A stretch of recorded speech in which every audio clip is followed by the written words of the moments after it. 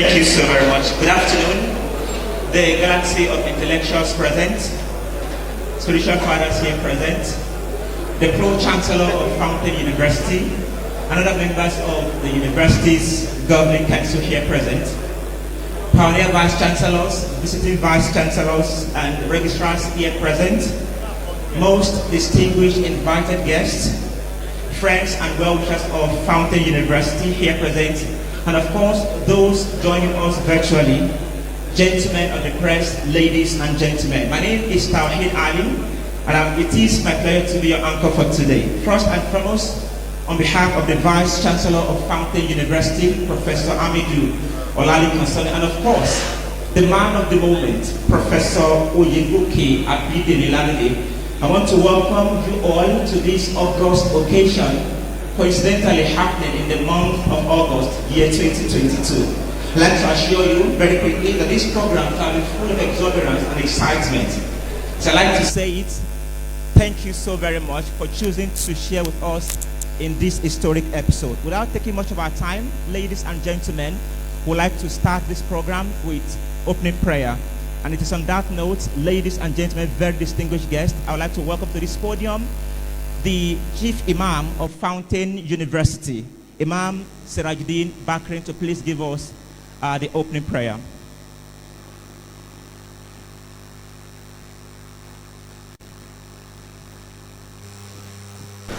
أعوذ بالله من الشيطان الرجيم بسم الله الرحمن الرحيم ربنا لا تؤاخذنا إن نسينا أو أخطأنا ربنا ولا تحمل علينا إصرا كما حملته على الذين من قبلنا ربنا ولا تحملنا ما لا طاقة لنا به واعف عنا واغفر لنا وارحمنا أنت مولانا فانصرنا على القوم الكافرين.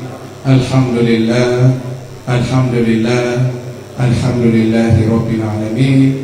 سبحان ربك رب العزة عما يصفون وسلام على المرسلين والحمد لله رب العالمين.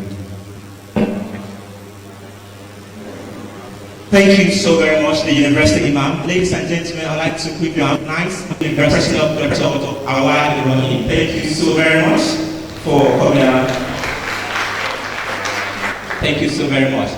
Ladies and gentlemen, we have thank you so very much. I'd like to start from front podium. I'd like to present of the anchor of this university, the present partner affairs of this institution, our Vice Chancellor, Professor Oyegoke. Thank you so very much. Right beside him, ladies and gentlemen, is the acting registrar of Inaugural University, Mr. Lalude. Thank you so very much.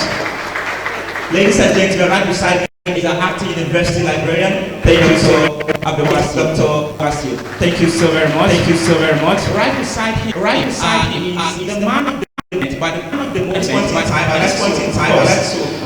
Say that he is the current dean of our school of ladies and gentlemen, the man Professor Oyegoke, Professor Lalude. And of course, I'd like to quickly recognize the presence of the College of Management and Social Sciences, Associate Prof. Liadi.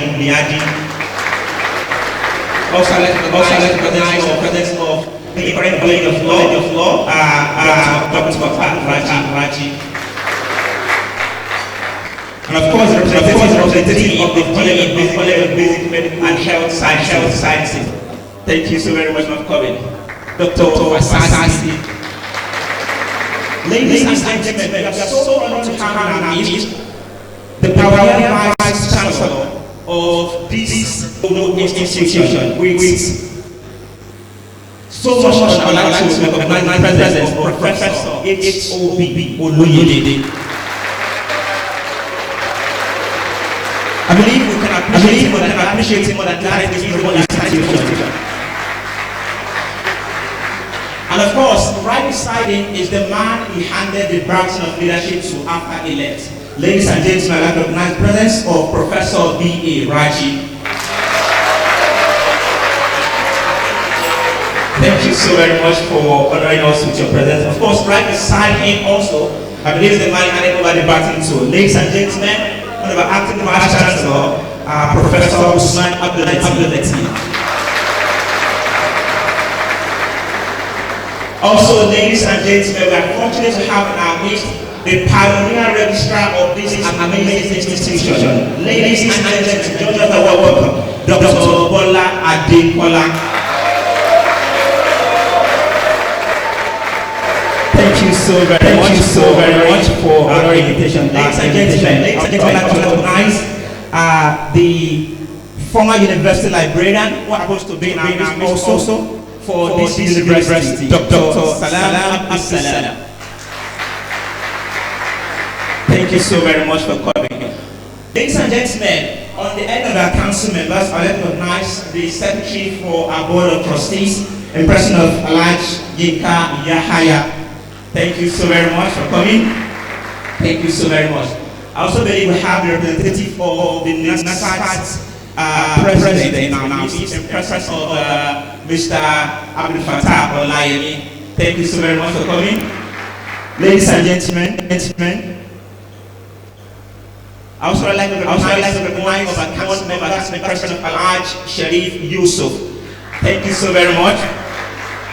Ladies and gentlemen, one of the women who has been very supportive to Fountain University, the NASFAT National Education Secretary, our own Professor Adekola. Thank you so very much for coming, Adekola. Thank you. And of course, we have the Vice Chancellors. These Vice Chancellors are so friendly to our institution. I would like to start particular order. Very friendly Vice Chancellor. I am they are very close. They probably talk every time. And we've invited him to do a lot of things for us in Fountain University. Ladies and gentlemen, join me as I appreciate the Vice Chancellor of the University, Professor Oyegoke. Thank you so very much for coming. Also, I'd like to present the representative of the Vice Chancellor of Inaugural University, Professor Ademola Adeleke. Thank you so very much for coming, sir. Also, I'm aware we have in our midst the current acting registrar for Summit University, Mr. Mustafa Kadero. Thank you so very much for coming. Also, ladies and gentlemen, we have in our midst the former Deputy Vice Chancellor for the University of Ilorin, Professor G.A. Olatunji. Thank you so very much for coming. I'd like to recognize one of our invited dignitaries that came in very early, and he's a pillar as far as development of our university is concerned. Ladies and gentlemen, join us welcome the chairman of Osogbo board here in Osogbo, Justice Kunle Adeyemi retired. Thank you so very much for coming. I also would like to recognize very quickly the presence of the university bossa and their slippers. Thank you so very much for coming. Ladies and gentlemen, as I have more listeners, we have more invited guests. But very quickly, I like to recognize the family and friends of the man of the moment. Please, wherever you are, please stand up for the family and friends of the Prof. Thank you so very much. Thank you so very much for coming. Thank you so very much. Thank you so very much for coming. We sincerely appreciate you. Thank you. Because of our time, I believe I'm still going to be continuing the introduction. Once I have the list here with me, please pardon me if I have not introduced you. That will be done accordingly. We'd like to move very quickly, ladies and gentlemen, to why we're here. But it's on that note, I'd like to hand over the mic to the pilot of this institution. Ladies and gentlemen, join us on this podium, the Vice Chancellor of the University, to give his opening remark, Professor Amidu Olali Konsoni.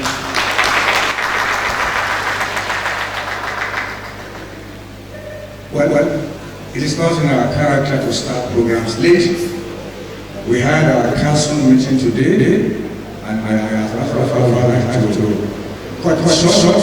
So thanks to the successfulness of our Pro-Chancellor, very much recognized, and we appreciate you for sir.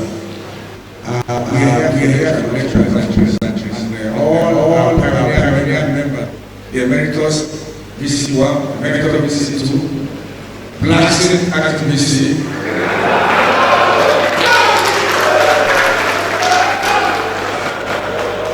And of course, Dr. Sassan, who revolutionized the ICT system. All of you are recognized. All our fellow VCs and yes, the representative of Ashima University is here. And Dr. Am I right?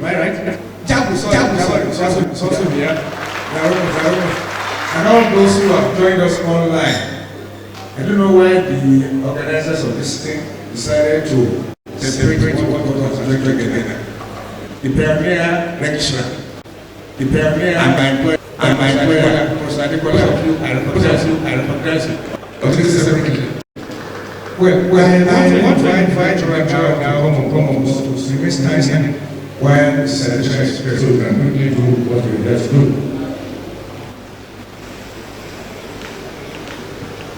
Professor Oyegoke Lalude, a native of Iseyin in Oyo State, was born to the family of Lalude and late Chief Mrs. Christiana Odupe Lalude in Ogbomoso on the 3rd of December 1963. John Lalude had his primary education at the Alafia Ibadan between 1968 and 1974.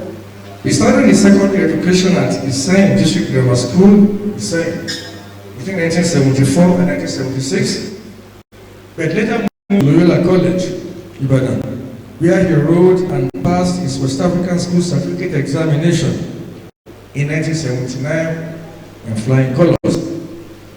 For his high school certificate, Goke Lalude was at the Olivet Baptist High School, Oyo, between 1979 and 1981, after which he proceeded to the then University of Ife, now Obafemi Awolowo University, Ile-Ife, between 1981 and 1984, for a first degree in history, graduating with a second-class upper division.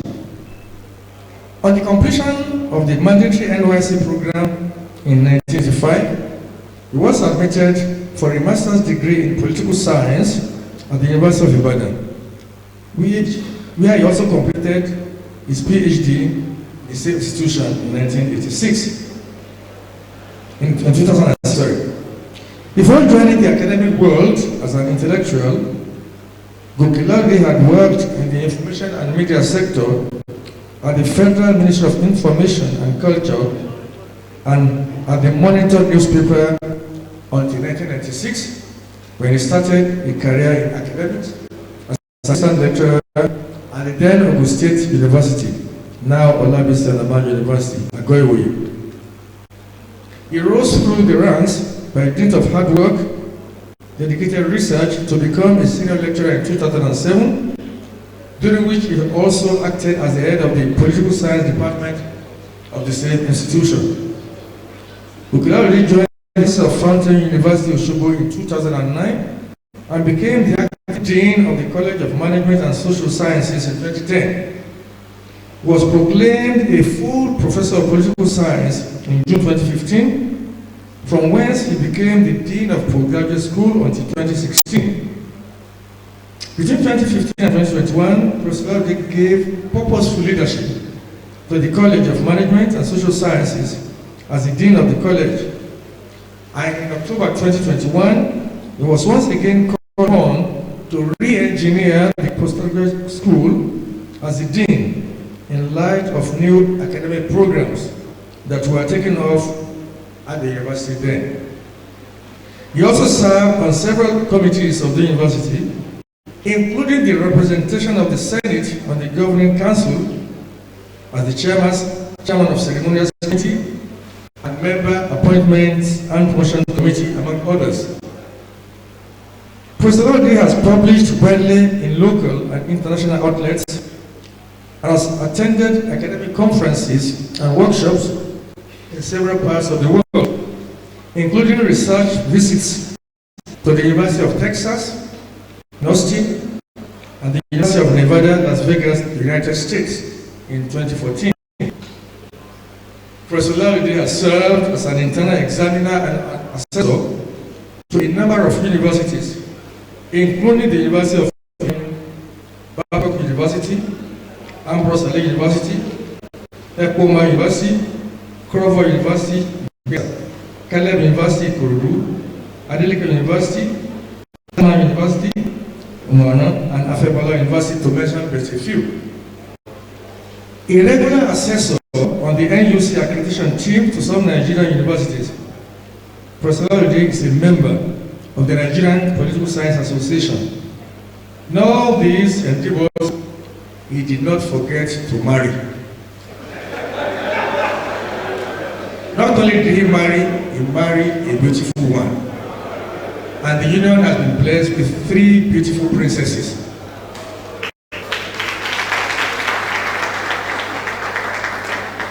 Ladies and gentlemen, join me in welcoming Professor Abidemi Oyegoke Abdurrahman Lalude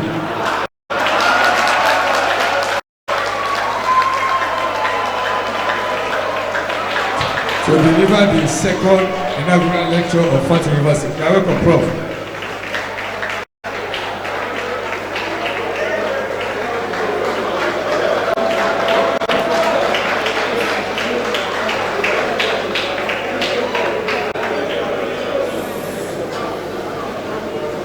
The BOT chairman, the pro-chancellor,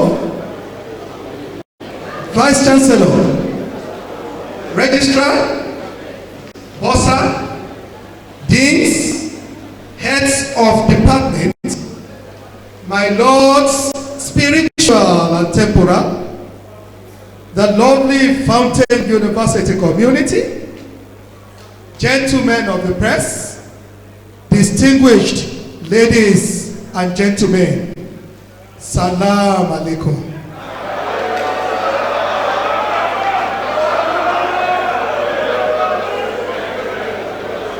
It is indeed a great honor and privilege standing before you today to deliver the second inaugural lecture of this great university. I must say, the context, core, and kernel of today's lecture are pretty defined in my upbringing. I was born into the family of Lalude and Mama Christiana Modupe Lalude. Growing up with a strong belief that irrespective of defects, there is always a possibility of issues, an entirely different perspective, a case of two sides to the same coin. As far as I was, and am still concerned, a rigid, narrow, and limited dimension of viewing any issue can never be helpful. A lot of times, it is what we place less emphasis on that may introduce certain other new angles, approaches, and dimensions that might have been ignored or even totally eliminated.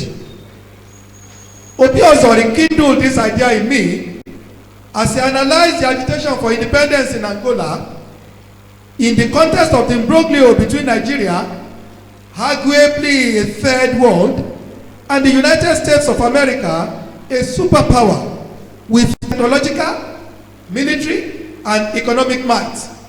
This was towards the last quarter of the last century, precisely in 1975. It seemed unimaginable, but it happened. Whereas the United States supported the National Union for the Total Independence of Angola, UNITA, the relatively small-powered Nigeria pitched its tent with the People's Movement for the Liberation of Angola, MPLA, and successfully called the bluff of the United States. It was not only inconceivable and quite illogical, it was this exhibition of defiance by a developing nation against a developed state that elicited good attention and proper examination. Obiozo claimed that it was the recent wealth of the nation state, fueled by its oil influence, that made the unimaginable happen. He made it clear that a resource could easily engineer the confidence that made a small state confront the #1 nation of the world. Imperative that a further analysis be made on this resource and what it represents to the globe. It then became apparent that the study of the North-South relation that has been consistently viewed from the advantaged position of the developed may be too narrow. I felt the need to work on this perspective with a view to seeing how much this same resource that dramatically changed pre-existing knowledge, perhaps position of Nigeria-US relations, might have equally succeeded in reshaping an entire North-South relation. Today's lecture views the developed and the developing state in some level of difference from very many previous assertions. It panders, giving the impression that even though the North holds sway in a good number of its relationships with the South, it will not be intellectual to pursue the path of a scholarship that is not holistic, one which narrows itself to beliefs and assumptions that were engineered from outside, but fine-tuned and embellished by local proponents from within. Vice Chancellor, sir, this inaugural lecture, as earlier stated, is the second in this university, coming a year after the first one was presented by no less a person than Professor Oyegoke of the Biological Sciences Department of the College of Natural and Applied Sciences. This presented by me, however, is the very first from the College of Management and Social Sciences, the Department of Political Science and Public Administration. It is meant to interrogate views and positions that the control of the resource in oil only became fierce and competitive the moment reliance and dependency tilted to the Northern Hemisphere, as the critical resource divided the international community into two major groups made up of oil-producing states concentrated in the southern part of the globe and the oil-consuming countries, largely from the north. After taking us through different schemes of the north at maintaining control despite glaring defects, it is important that we give some conceptual clarifications of certain terms in order to have a picture of what follows. Concerned discourse. The North. The North can be described as a group of countries with far-reaching political, social, economic, and usually military influence internationally. They are, by accident of geography, concentrated in the northern part of the globe, and as such are referred to as the North. It is actually a North which consists of the highly industrialized capitalist countries of Western Europe, North America, and Japan, otherwise known as the prosperous urban center. South. The South, or the Third World, is economically underdeveloped, poor, technologically backward countries of Asia, including the Middle East, Africa, Oceania, and Latin America.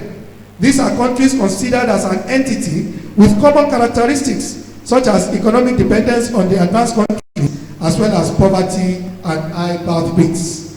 All such nations, interestingly, belong to the southern hemisphere of the globe and are therefore understandably collectively referred to as the South, a stagnating countryside.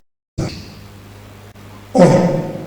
The introduction of oil as a raw material of immense value to the economies of the world has been given adequate attention by various authors to indicate the position of raw material in changing the asymmetrical nature of international economic relations. Iken Alamisi, for instance, described oil as a critical product to northern economy, an assertion that Doran, Fried and Scott, Ali, which Ari Bisala, Fisher and Ritka, Hansen, and Franklin all agree with. The Independent Petroleum Association of America, IPAA, actually describes oil as black gold, declaring that it is the energy source that dominated the 20th century and will continue to be pivotal for the foreseeable part of the 21st century.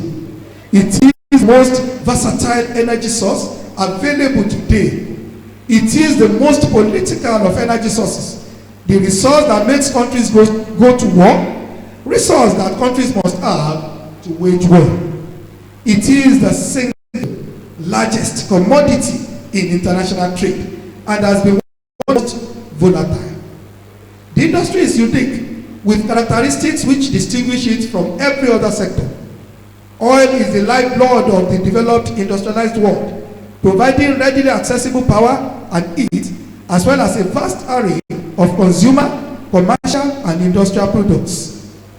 Oil holds numerous benefits as a product and over other commercial energy sources, such as accessibility, versatility, transportability, and cost. My contribution to the growth of knowledge. I have worked determinedly and consistently for close to 3 decades on some theoretical and empirical angles of the North-South relation, with a view to situating internationalism at the asymmetry of such a relationship. The theoretical include Lalude 2015, Lalude and Sibir 2010, Lalude 2008.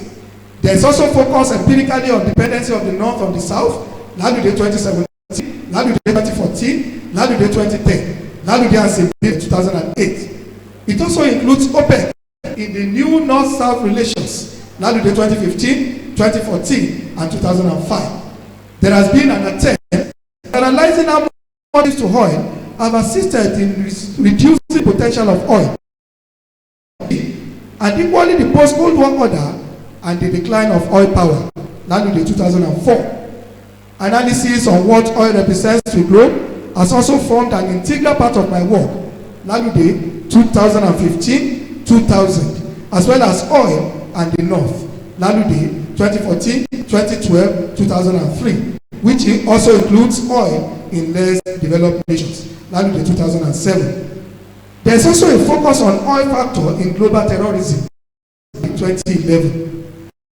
Such work also includes the 2015 general elections and the international community, Lalude 2020, Nigerian Governors Forum Crisis, Lalude 2014, Revisiting the National Question, Lalude 2005, British colonial policy in Nigeria, Omitola 2011, Constitutional Development in Nigeria, Lawal and Lalude 2011, Economic Integration in Africa, Lalude and Raji 2021, Political Decay and Development in Africa, Raji and Lalude 2021, Foreign Policy and Socio-Economic Development in Nigeria, Lalude and Ganiyu 2014, Economic Diplomacy, Lalude and Ganiyu 2013, June 12 election, Lalude and Omitola 2000, Women Access to Power, Lalude and Omitola 2000, as well as political participation, Omitola and Lalude 1998. Today's lecture attempts to view North-South relations, specifically from a resource perspective, with an intention to situate the developed nations and developing countries from a dimension entirely different from those schools of thought, using the potential of oil as a product that is deficient but critical to the north and most available in the south as basis of an argument that favors some change in relationship of the north with the south. I first indicated the symbiotic relationship of the product to the northern control of the south by highlighting the period before the emergence of OPEC. Building on this thesis, found out that the control of the resource actually preceded OPEC, Lalude 2011. And as we are going to see, for several years, the northern developed nations, through the oil companies, controlled all activities relating to oil. As a matter of fact, their own countries backed virtually every action of the oil companies. The focus of this lecture and the thesis are on implications arising from the moment reliance tilted to the north, with a submission that dependence on a critical resource can be basis for paradigm shift in relations of the north to the south.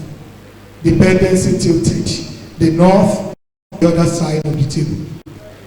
Research on the international control identifies 1973 as a point of departure. Until then, southern hold on oil was not strongly demonstrated, and never again was it so clearly defined.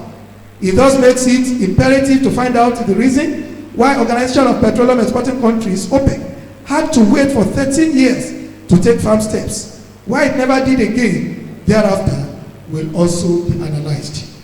It can hardly be contested that the most successful effort of southern countries to alter their dependency relationship with the north was the common action of OPEC in seizing control of the world's oil market.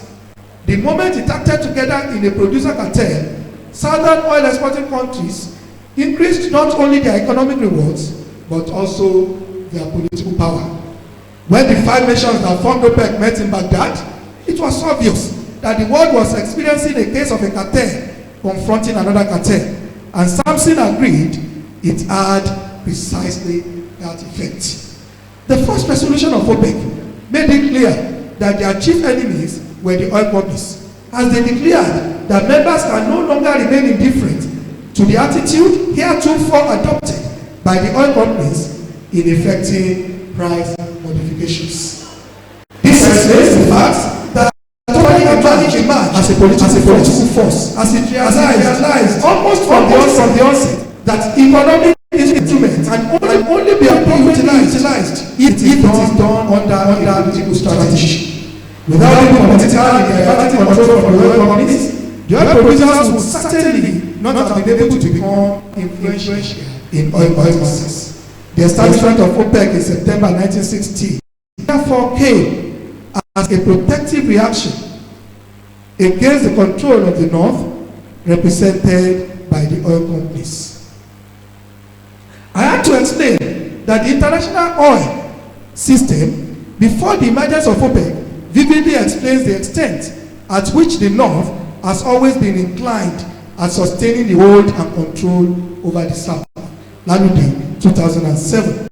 As far as the north was concerned, the whole idea of a relationship stems from the aspect of control, which has to be extended to every aspect of its relationships with the south. This succinctly explains the fact that oil before OPEC was not only about a producer cartel, it was actually an oligopoly of 7 international oil companies, strongly supported by their host nations in the north. The 7 sisters, as they were fondly called, were made up of 5 American, one British and one Anglo-Dutch. My further work on this resource control revealed that the company is fixing forward prices and discriminated against outsiders. The discrimination indicated that the Seven Sisters intended to be in farm control with a strategy to make it impossible for new nut sources to form the same type of cartel. This clearly shows that the cartelization did not consistently opposes and condemns Inaugural was not only in existence in the days of the Seven Sisters, it was given support by the North. It also reveals strong support. The Seven Sisters, by extension, had several years before the coming of OPEC, and researched its formation and extensively. Most importantly, is that if OPEC had not taken its destiny into unfavorable situations around oil producers, we made against its Vice Chancellor, sir. I have almost 3 decades employed data to describe the dependency on the critical independence of the North on the South. It is not only in view of its importance to the but particularly of indispensability to the North. This I have done through a statistical analysis spanning 60 years. With tables from 1960 to 2020. Few of which were selected for this lecture, charting across all regions of the world. Those in the developed and others that are in the underdeveloped segment. Pointing out at 4 major areas: reserves, production, consumption, and exploitation. My voyage in resource control narrative reveals that energy became a problem in many parts of the world, and that by 1970, especially when the industrialized nations of the West and Japan, I was able to observe that the problem concerning fuel supply was caused basically by the continuing rapid growth in demand for energy, particularly in the form of petroleum products, which had actually started just before OPEC's emergence in 1960. For example, oil consumption in Western Europe was raised 7-fold from 1956 to 1973. The seriousness of the energy supply shortage was underscored by the fact that in 1973, Western Europe depended on the Middle East for more than 70% of its oil, and Japan relied on the region for over 80% of its supply. And although the United States was much less dependent on imported oil, the Arab oil embargo in 1973 nonetheless had a considerable impact on the country. Vice Chancellors, due to the dependence on oil of the North to the South, the resource became for the Third World predominant element of bloc strategies in their economic struggle against the North. Research has shown that Western consuming countries have consistently, for not less than 7 decades, become vulnerable in view of dependence on oil. Lalude and Simpine, 2010. For instance, in 1967, consumption of the United States was a little less than 13 million barrels of oil per day. But by 1970, just 3 years later, consumption had jumped to 15 million barrels per day. And by 1973, it was already just 500,000 barrels of oil less than 20 million barrels.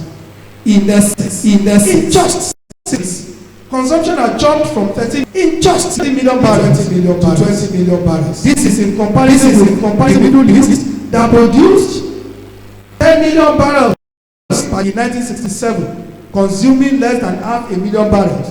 And consequently, with in 9.5 million barrels to assist independent on a daily basis. Africa in the same year only consumed less than 1 million barrels on a daily basis, but produced 3.121 million barrels per day, with well over 2.5 million barrels support for the North. Both the East and Africa had an excess of 1 million barrels of oil. By 1947 resolution that created Israel had very little choice under an intensive Arab pressure but to bend its traditions by inviting the head of Palestinian Liberation Organization (PLO) a political movement to address the General Assembly as though he represented the government. As a matter of fact, the North had very little choice but to sign the Nobel Convention, the first major agreement between any part of the South with the North, between members of the European Community and African, Caribbean, and Pacific states.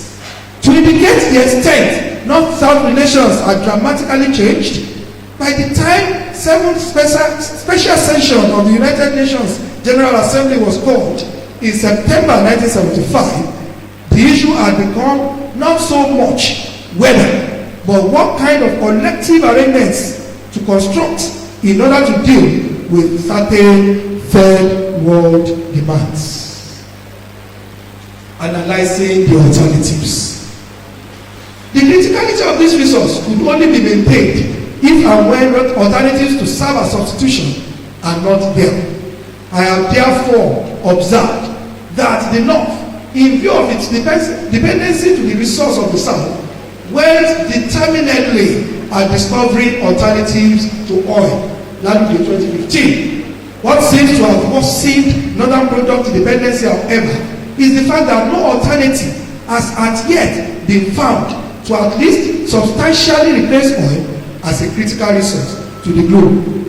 Even though nuclear power was once viewed as the leading alternative to fossil fuel dependence, it was no longer so by January 2022 due to very serious technical and financial problems, which have inadvertently forced some countries to either reduce or abandon their programs. Another very big and fundamental problem of nuclear power is how and where to dispose highly radioactive nuclear wastes. Hydropower, which harnesses water to generate electricity and supplied 1/5 of the world's electricity as at 2001, Lalude 2015, has negative environmental consequences.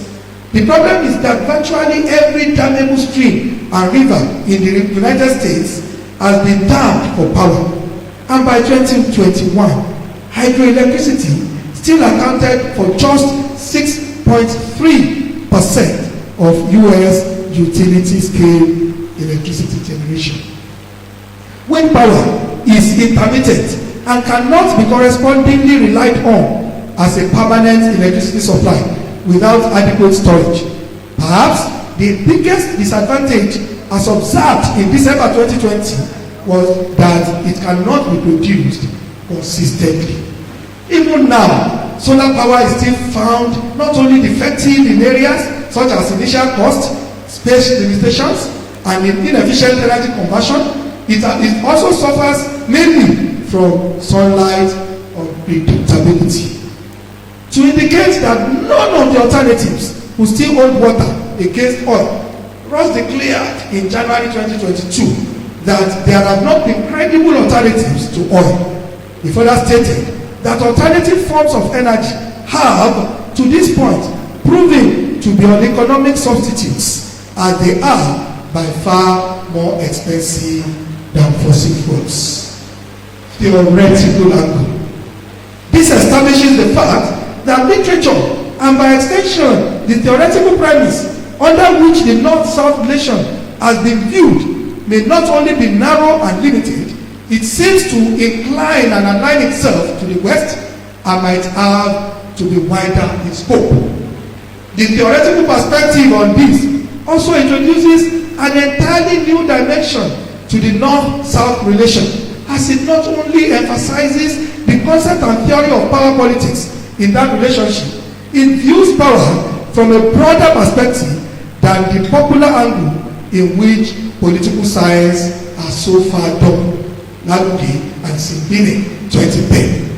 Power is one of the concepts widely used in different literature in relation to both the domestic and international politics. The political science concept of power and dependency in international theory has not paid enough attention to asymmetrical relations. According to classical power politics theory, the strong actor can be defined as the actor with greater resources and capabilities, and will, by this definition, prevail in any encounter with a weaker actor. It is, however, important to note that depending on the circumstances, there are situations in which actors with limited national capabilities possess certain elements that can conveniently be used as a source of power. The small states have the potential power depending on the issue in question and on the circumstances in the environment. Vice Chancellor, sir, I have, in carrying out research on the North-South relation, identified two very important levels of power: the issue relevant and the aggregate power positions of the party, Lalude in 2008. While the aggregate power is that power as conceptualized from a total perspective, that is, from the military, economic, and political points of view, the issue relevant power is only specific to a particular event under discussion. It is important to note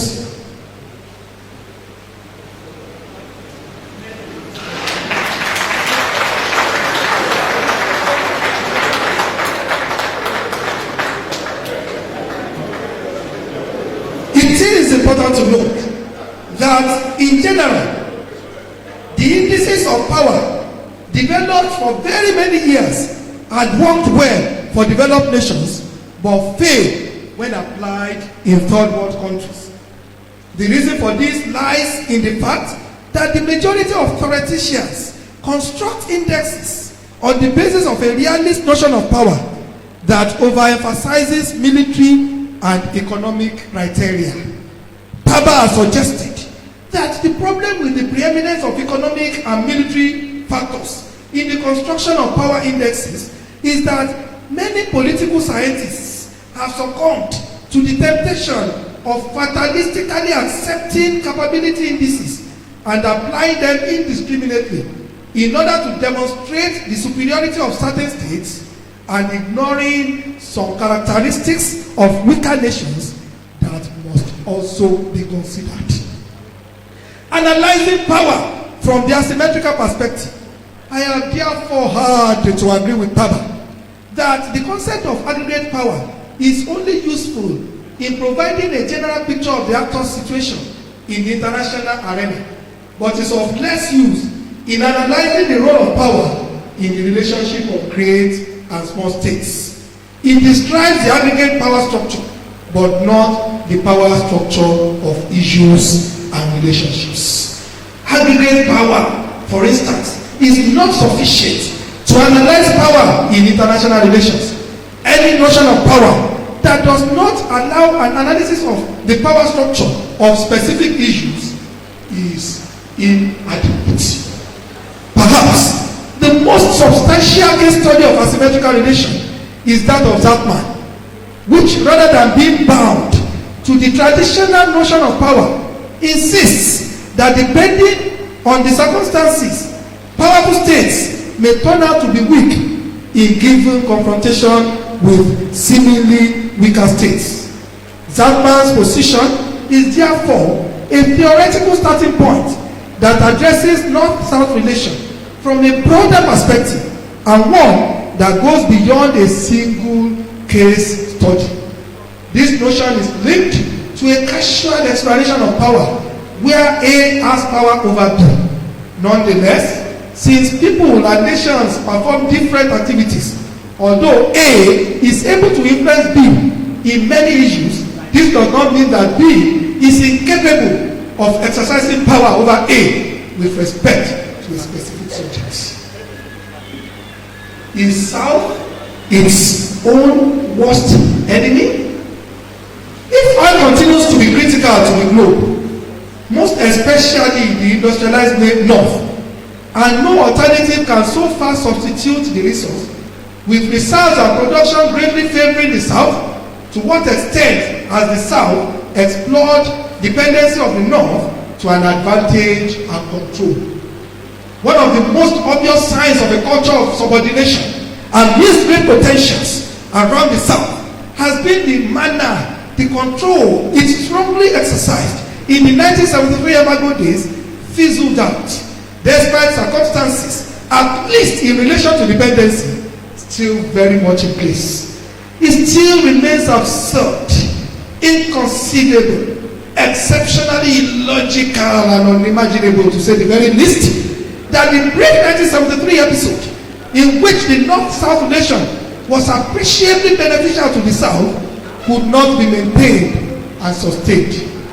OPEC snatched away control and authority from oil companies in 1960 and then went to sleep, doing virtually nothing about the new gains towards improving its relations with the North. In 1973, a part of the South, for mainly sectional interests, again took control, and in spite of the divisive nature of control, the result was remarkable, only for the South to again go into coma. It can actually be ascertained that despite the fact that northern resource dependency has never been eliminated for over 7 decades, the only 2 occasions that what can be compared to a southern control were 1960 and 1973. The radical approach and relating with the North, which necessitated a departure from appealing to northern conscience to antagonizing it, dramatically changed the game from 1975. The Third World diplomacy reverted to a relatively more moderate tenor, one it has always been comfortable with, probably because of the forthcoming approach to the southern demands by the North.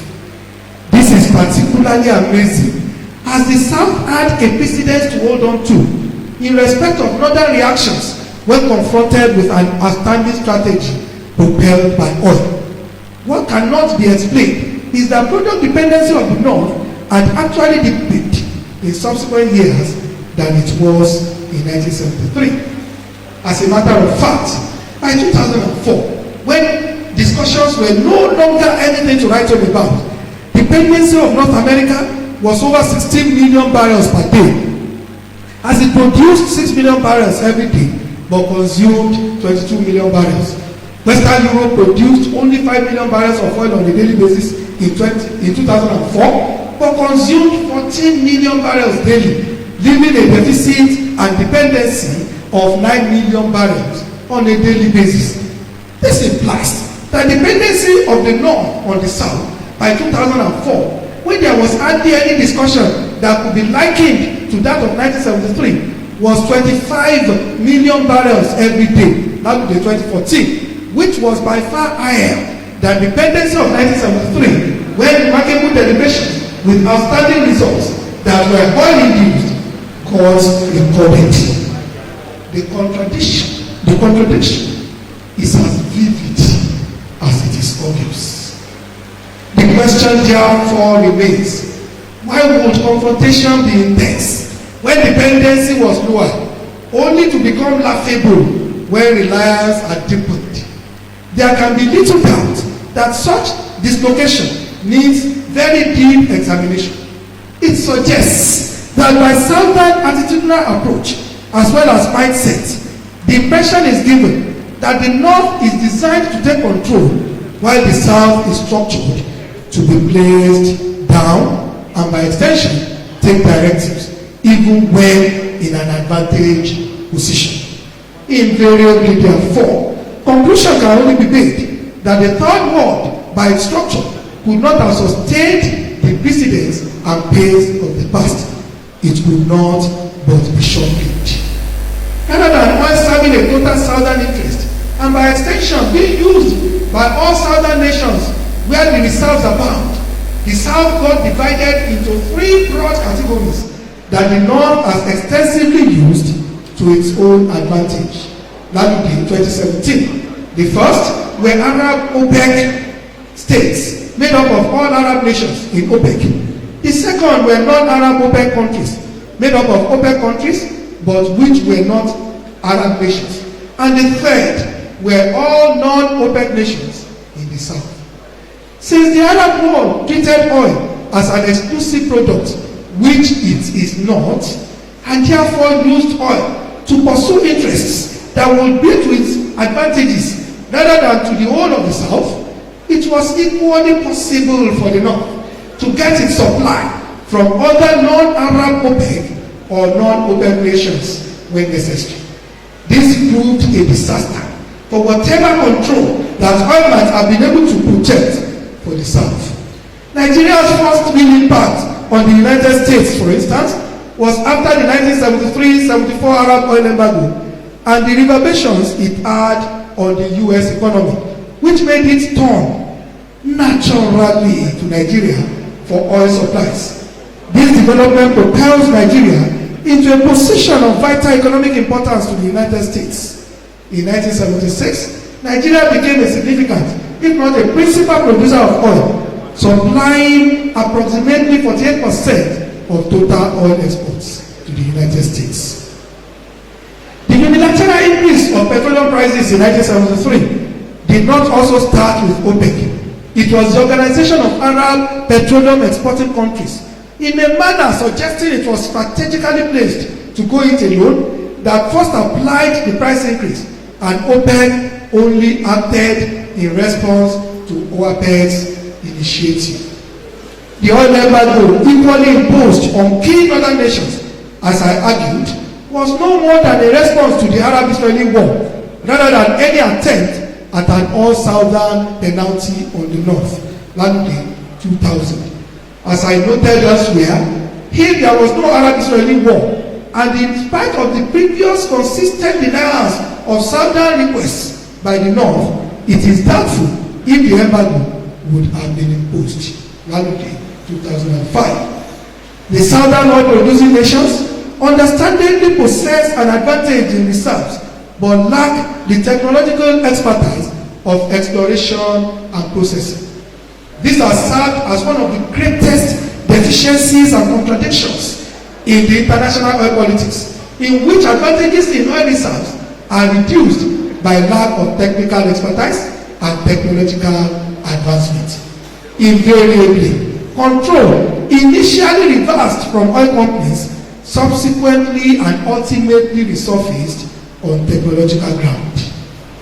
More worrisome is the singular and unique case of Nigeria that doesn't possess the technical expertise in refining crude oil into finished products for domestic use. Even though there were 4 refineries, with 2 located in Port Harcourt and 1 each in Warri and Kaduna, with a capacity of 210,000, 125,000 and 110,000 barrels per day respectively, these plants in well over 2 decades had a poor operating record with average utilization capacity hovering between 15 and 20% per annum. Consequently, 70 to 80% of the national petroleum products demand is met through import. The lack of expertise in refining the product is perhaps the lowest any oil producer can go.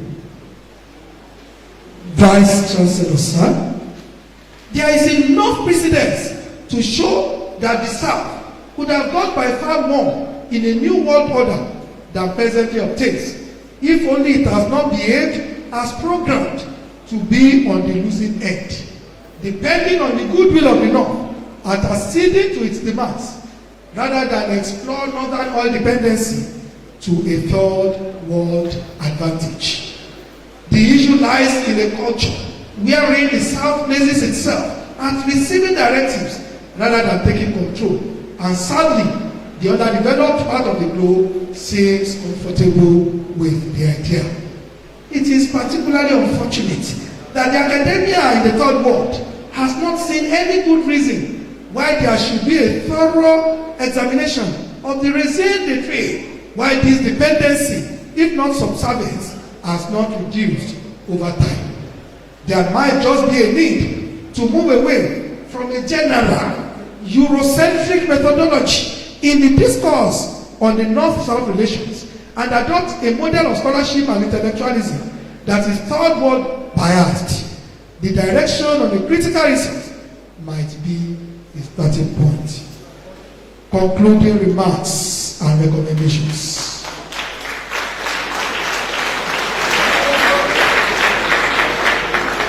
The developed nations in the northern hemisphere had close to an absolute control over the developing nations in the south in the economic and political fronts, sometime for over a century. The relations of the South to the North for this considerable long period of time was therefore subordinate, superordinate, and was a relationship the North not only jealously guided, but which was programmed to be a permanent feature in international relations. Oil, however, shifted dependence to the North, at least in a resource, and has continued to be as critical as it had been from the emergence of OPEC 62 years ago, thus changing narratives both empirically and theoretically in the North-South relations. What has been most amazing is that the North-South relation that went through some dramatic changes in oil-propelled season suddenly dipped to empty talks in spite of dependency of the North on the South solidly in place.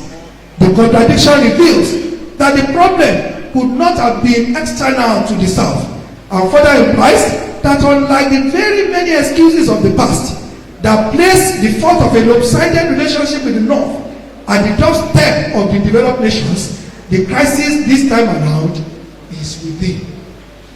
The illogicality and inconsistency deserve an inquiry which third world scholarship has yet undertaken adequately. The impression has been widely created and circulated that the third world has been programmed from the outside to be subordinate to the northern developed nations. As far as this school of thought is concerned, the third world is helpless in the situation it has found itself, and in view of the many challenges it has faced in the past, most especially that of the transatlantic slave trade and colonialism, noting that there was therefore very little the third world could have done to save itself and even change the situation. Rather than, however, externalizing the servitude of the South to the North at every given time, the international resource control seems to have made it obvious it may, at given situations, be internally generated. Due to the very long years of playing a second fiddle, the third world has found itself at a permanent level of subordination which it does not want to move away from. There might just be a need for far more radical action. The precedence, if nothing else, when control of this critical resource was affirmed by the South, highlights a possibility of a paradigm shift in the North-South relations. It projects the fact that the South did not necessarily have to be at the mercy of the North, and that dependency on a critical resource could as well be leveraged and ultimately make a lot of difference. It is a contradiction, however, that even though circumstances could remain same as they were when the possibility of a change in the North-South relation presented itself, there has been little or no sustainability of the temple. This is not in tune with the dependency that has continued to be in place for several decades on the part of the North and at a unit level. If there had not been any remarkable achievements recorded in the past, one would have been tempted to believe that even though northern dependency actually exists on the South, there was very little that could come from it. The fact that there was a reference point, however, indicates first that a critical resource with a northern reliance could definitely initiate and engineer a departure from the old North-South relations. It, however, on the second note, shows the South, not discomfited with the culture of subordination, might ultimately and eventually allow the opportunity to sleep. In essence, while it may just be true that the South still has a lot to refer to in the past, the fact that it is programmed to take a back seat ultimately made it unsustainable. A different mindset is imperative for the narratives to also change. Technology in exploring oil cannot continue to be north-based while the claim to control resides in the South. Authority over a critical resource such as oil will continue to be limited or even diminishing if the exploration and production of oil remain in the hands of foreigners. Those who are endowed with oil reserves cannot reasonably externalize its production process and still hope to maintain control of pricing, policy matters, among others. The truth is that, as initially explained in this lecture, oil companies were chief enemies when OPEC emerged, and the goal was to reduce, if not totally eliminate, their control on oil. It can only be pathetic, tragic, and unfortunate that in a manner suggesting that the South is not eager to free itself from subservience, control of resource was again transferred to exactly the same organs that its large decision to move from. One would have thought that even in the South will be deficient in every other aspect of technology. There will be a mastery of the exploration of oil, if only to strengthen control. It might just be necessary that there is a focus in this direction. Governments of third world oil producers should individually, or better still as a group, work with all the seriousness that it deserves on localizing technology of exploration and production, without which any control of the critical resource will remain at best pretentious. The lack of expertise in the refining of oil, as is experienced in Nigeria, cannot be allowed to continue. In view of the fact that Nigeria has not been able to meet technical expertise in refining crude oil, the nation has ended up as both exporter and importer of oil, an abnormality and anomaly, to say the very least. Invariably, Nigeria has suffered from an unnecessary petroleum subsidy scandal, a terminology that would ordinarily not have surfaced if the nation had faced its obligations to the maintenance of refineries and the building of new ones.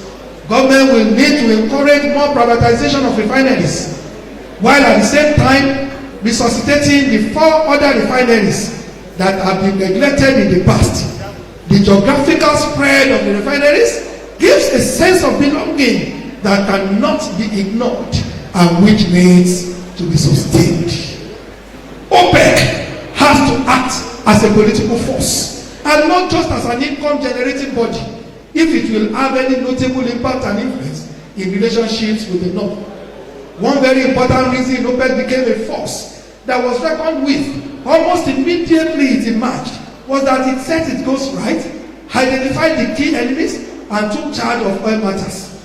It probably would not have been taken as seriously as it was if all its aims had been in revenue generation without any proper strategy. The way Armada jettisoned the hitherto control of the Seven Sisters and subsequently placed authority on itself not only brought it into limelight, it sent the necessary and relevant message. What seems to have affected OPEC as influencing a more dynamic southern relation with the North, especially in its first 13 years of operation and after 1973, is that it lost grip as a political force and focused all attention on generating income. What is particularly sad and unfortunate about such a change in approach is that as a political force, revenue can still be generated, as it happened when OPEC assumed a position of assertive authority. A redirection from principally income generating to a political force cannot but therefore be strongly recommended. Oil must serve as a total third world capacity base, not the Arab, not non-Arab OPEC, not third world OPEC, or third world non-OPEC, but a resource of the whole of the South. There can hardly be any control of the resource by the South if its management allows for an alternative source to the North.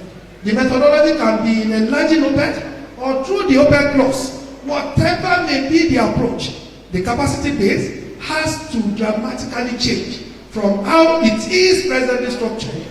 Only this can place the right kind of authority and control on the throne.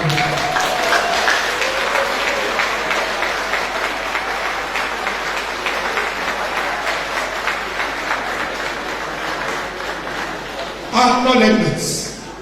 I am grateful to the Vice Chancellor, Professor Amidu Olalekosani, not only for the opportunity to deliver this inaugural lecture, the second in the series, but for his accessibility and support at all times. I also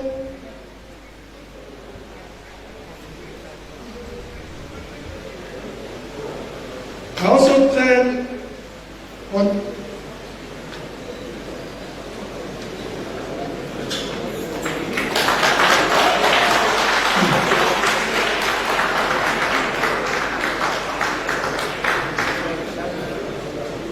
I also appreciate the proprietors of this institution for the vision and continued assistance since the university commenced academic activities. The BOT and the governing council are also appreciated.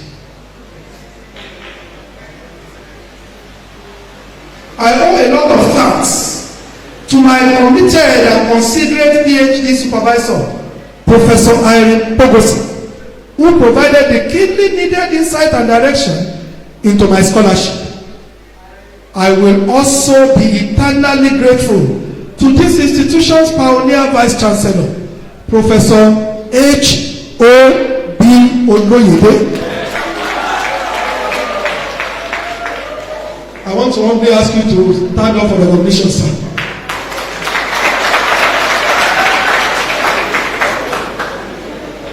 Not only for giving me the opportunity to serve, but also for the direction he provided in the early years of this university. I thank Professor Bashir Ademola Raji, who took over from him. Please sign up for the commission, sir. And Professor Abdulatif Usman Blessing, who acted as Vice Chancellor for a little over a year. Please stand up for a recognition. For building so strongly on the foundation.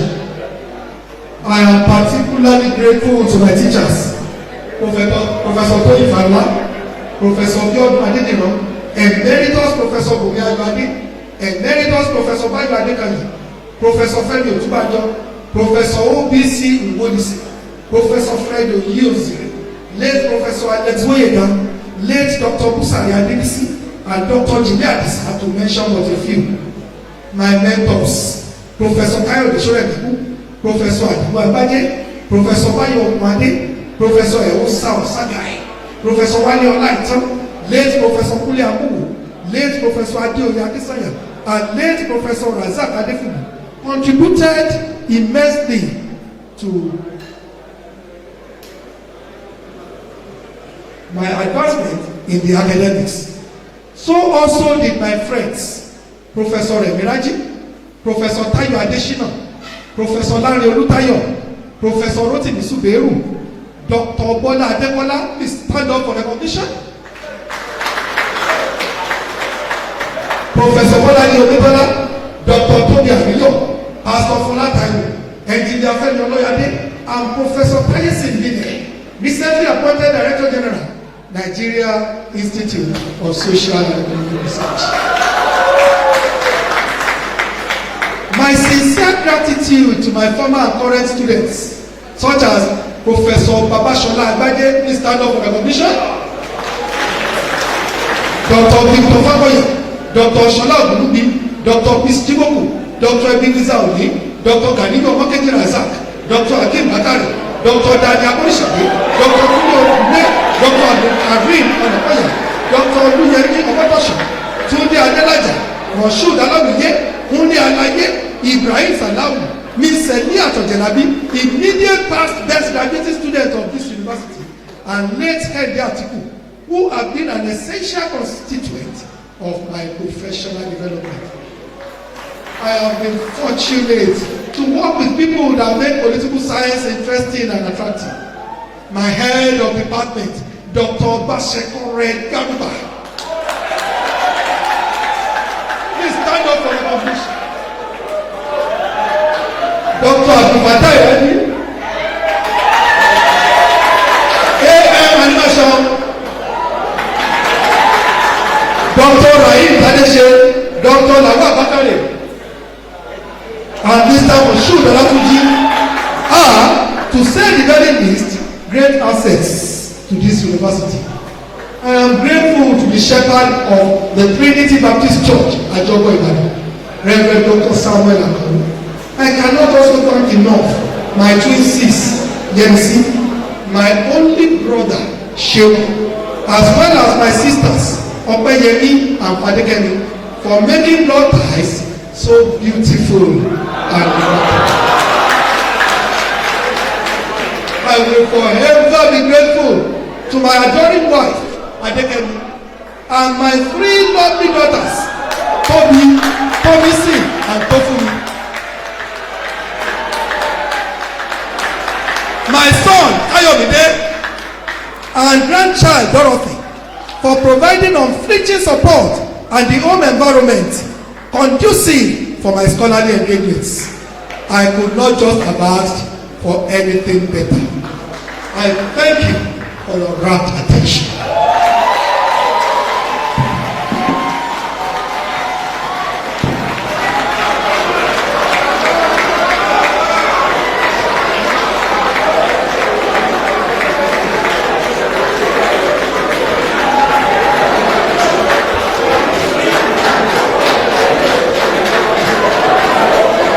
Can we be seated, please?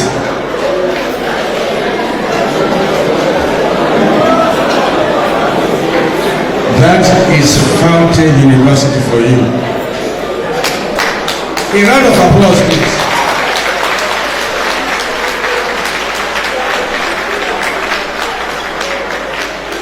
While the lecture was going on, some other notable personalities came in. I want to recognize Professor Wale Atere, and she's a friend of the university. Professor Atere, welcome. Now, the event is almost over, but I want to have some remarks. When I was saying that Fountain University is a limited brand, I knew what I was talking about. Some 3 weeks ago, Fountain University was the only university invited from Nigeria, in fact from West Africa, to be part of an Osogbo model satellite concert workshop on aerospace symposium. And I can assure you that within the last 24 hours, we had an open invitation to host the international conference on what we call the Smart Agric. So Smart Agric was taken off before the end of this year, courtesy of the Osogbo. So I want to thank everybody here, and I want to hand over now to the registrar for the vote of thanks. Registrar, please.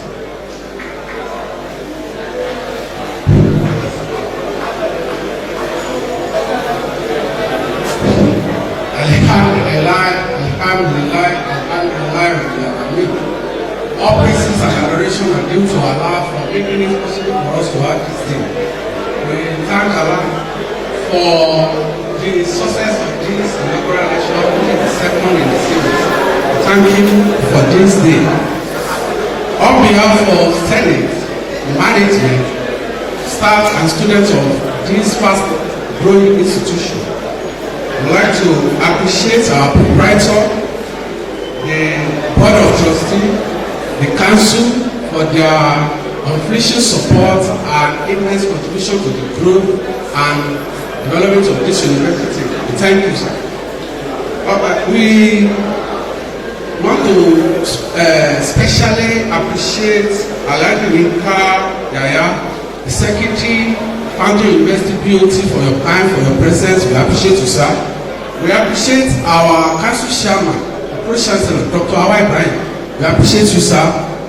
We appreciate other council members. We appreciate Alhaji Sherif Yusuf, Professor Adekola, Alhaji Dawood Adeyemi. We thank you for coming. We appreciate you, sir. We equally want to appreciate our past principal officers, the Pioneer Vice Chancellor. We appreciate you, sir. The Pioneer Registrar. We thank you for coming. The second substantive Vice Chancellor, we appreciate you, sir. Professor Usman and lots of others, we appreciate you, sir. We equally want to appreciate the chairman of Osogbo board, the board of Osogbo, the person of Justice Kunle Moshood Adeyemi retired. We appreciate you, sir. Yes. All the invited Vice Chancellors from other university and registrar, we appreciate you for coming. Invited guests, we appreciate you. Friends and family of Professor Lalude, we appreciate you. Invited guests, we thank you for honoring our invitation and for identifying with us on this occasion. We sincerely appreciate you. We thank you for coming and we wish you all safe journey back to your various destinations. Thank you, sir.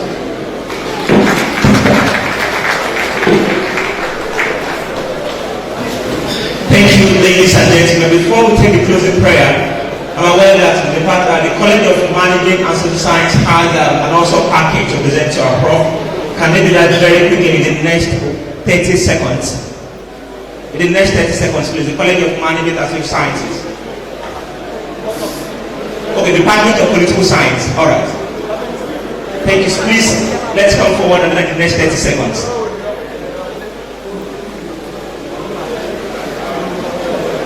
The head of the Department of Political Science. Thank you. Please, 30 seconds.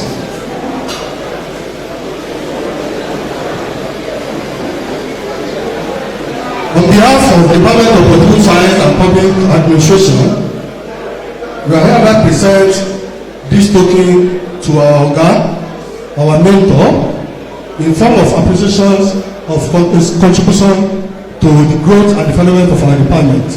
We pray for more of this in our lifetimes in Fonto University. Thank you for accepting our token.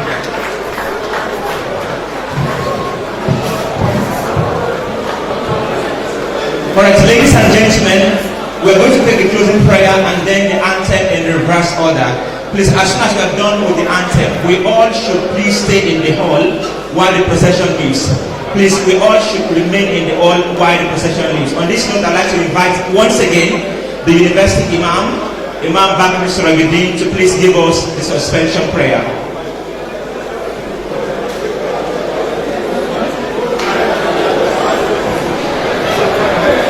وآخر دعوانا أن الحمد لله رب العالمين فسبحان ربك رب العزة عما يصفون وسلام على المرسلين والحمد لله رب العالمين. Ladies and gentlemen, please let's be on our feet as we take the anthem. Please let's be on our feet and remain in the hall. Please let's be on our feet. The anthem of Fountain University, the anthem of the state of Osogbo, and of course the anthem of the government of Nigeria.